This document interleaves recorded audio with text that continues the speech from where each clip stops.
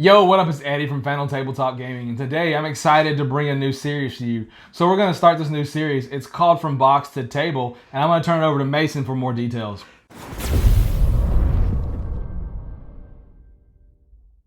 So the premise of Box to Table is we're going to take you from buying your very first wargaming miniatures. We've chosen Warhammer Warcry for this, just because the price point's really easy and it's pretty accessible to new players. But we're going to take you through every step you need to do from buying this all the way up until getting it ready to play. So we're going to show you how to take them off their sprues, assemble them, paint them, and even get them based, which is kind of a more advanced technique, but we still want to show it to you. And then playing our first game, we're actually going to take these two armies. Eddie's got the Flesh Eater Courts, I've got the Iron Jaws. We're going to put them together in these videos, however many videos it takes, and then at the end of it, we're going to play an actual match of Warcry with the models that we put together today. If you want to follow along with us, what you will need is, of course, your very own set of miniatures. You will need a copy of the rule book of whatever miniature gaming you plan to be doing. For us, it's Warcry. Of course, you will also need a pair of hobby snips. You will also need an X-Acto knife. These things can be found at any hobby store. All right, the next thing you will need is a set of super glue. You can also use plastic glue. We happen to like super glue. It's a little bit more accessible, a little bit cheaper. You can find this brand at Walmart or any hobby store. And we like it because it has these little squeeze releases. And the glue is gel, which means it's going to set and dry a little bit better. And also you can control how it comes out a lot better. So the next thing you will need is something to prime the miniatures with. And what that means is the acrylic paints that we're going to be using won't actually stick to the plastic of the miniatures. So you need a coat of paint that's basically just there to help the other paint stick. So anything that's a primer will work. We prefer spray paint. And we use these spray paints that you can get at Walmart or any hobby store really. And Games Workshop sells some really high quality spray paints.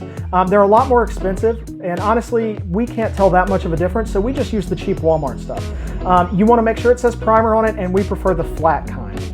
And you're basically just going to want either black or white. You can use gray as well, but that's a video for another time. And the next thing you're going to need is a paintbrush. Now, you can just go to Walmart and buy any paintbrush that has a pretty small tip. Again, you can buy some really nice model brushes like these here. Army Painter makes them, Games Workshop makes them. And these are really nice brushes, but they're not needed at all. You can just get by with a Walmart brush for pretty much as long as you want to. All right, the next thing you're going to need is a palette. So this is just a standard palette. You can buy one at Walmart, you can buy one at any hobby store, just something to set your paints in.